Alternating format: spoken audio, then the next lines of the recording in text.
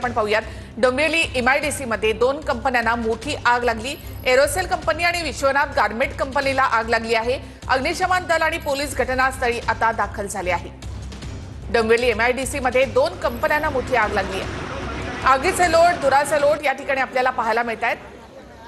अधिक माहिती आपण घेऊयात आमचे प्रतिनिधी सुनील जाधव यांच्याकडनं। सुनील, आपण ही दृश्य पाहतोय की खूप मोठी आग या ठिकाणी लागलेली आहे, आत्ताची काय स्थिती?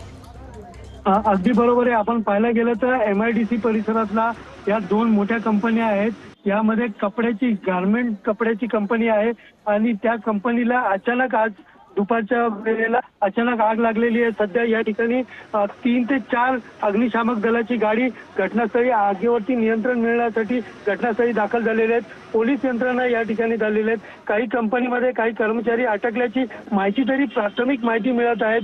सध्या त्यांचंही रेस्क्यू करायचं या ठिकाणी काम सुरू केलेलं आहे।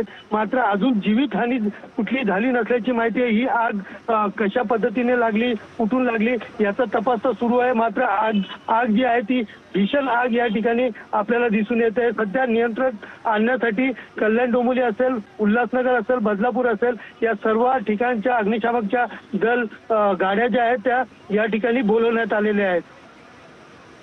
नक्कीच डोंबिवली एमआयडीसी मध्ये दोन कंपन्यांना ही मोठी आग लागली। एरोसेल कंपनी आणि विश्वनाथ गारमेंट कंपनीला ही आग लागली। आग विझवण्याचा प्रयत्न अग्निशमन दलाकडून केला जातो।